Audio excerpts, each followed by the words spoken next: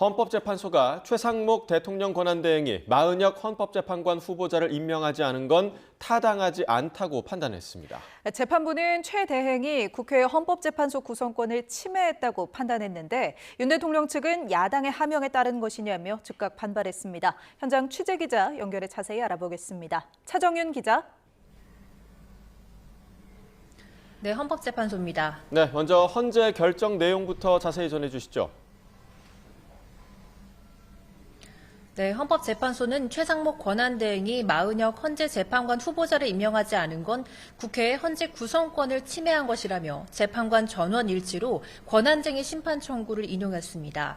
국회의 재판관 선출권은 독자적인 것으로 대통령이 국회가 뽑은 사람에 대해 임의로 거부하거나 선별해 임명할 수 없다는 겁니다.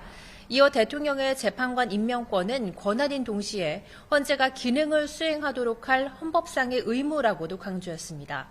여야 합의가 확인돼야 임명한다는 최 대행 측의 주장도 인정되지 않았습니다. 재판부는 정당이 추천하는 특정 후보자에 대해 다른 정당이 합의한 경우에만 선출하는 관행이 있었다고 보기 어렵다고 판단했습니다.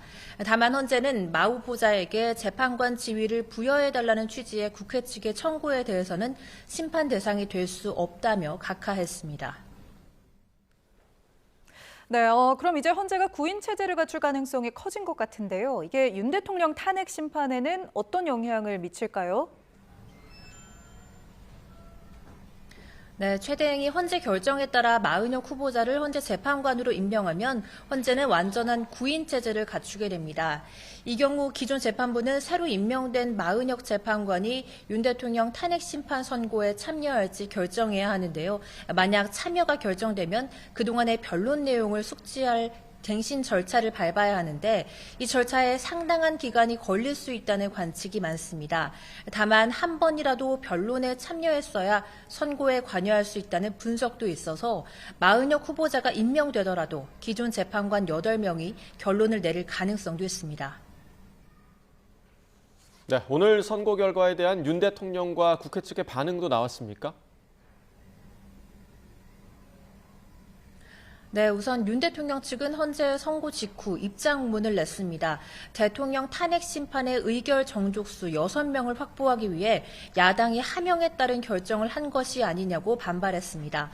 그러면서 헌재가 절차적 정당성과 여야 합의라는 헌법적 가치도 무시하며 정치적 셈법과 꼼수를 부리고 있다고 주장했습니다.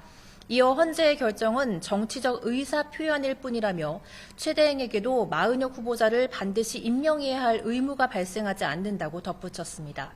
국회 측 대리인단은 추가 자료를 내며 물밑 작업을 이어가고 있습니다. 국회 측은 어제 재판부에 정치인 체포 등 윤 대통령의 위법한 지시가 있었다는 주장을 뒷받침하는 군 지휘관들의 진술조서를 참고 자료로 제출했습니다. 오늘 오후에도 철저한 보안 속에서 재판관 평의가 이어지고 있는 만큼 선고 전까지 양측의 여론전과 물밑 공방은 계속 이어질 것으로 보입니다. 또 오늘 헌재가 감사원이 중앙선관위를 직무감찰한 게 위헌이라는 판단도 내놨다고요? 네, 그렇습니다. 앞서 선관위는 감사원이 최근까지 선관위를 상대로 벌인 인력관리 실태 직무감찰이 선관위의 권한을 침해하는지 살펴달라며 권한쟁의 심판을 청구했는데요. 헌재는 전원 일치 의견으로 감사원의 직무감찰이 선관위의 독립적 업무 수행 권한을 침해했다고 판단했습니다. 재판부는 감사원의 직무관찰 권한은 행정부 내부 통제 장치라며 독립된 헌법기관인 선관위는 대상에 포함되지 않는다고 설명했습니다. 이어 직무감찰을 허용한다면 선거관리의 공정성에 대한 국민의 신뢰가 훼손될 위험이 있다고도 덧붙였습니다. 지금까지 헌법재판소에서 YTN 차정은입니다.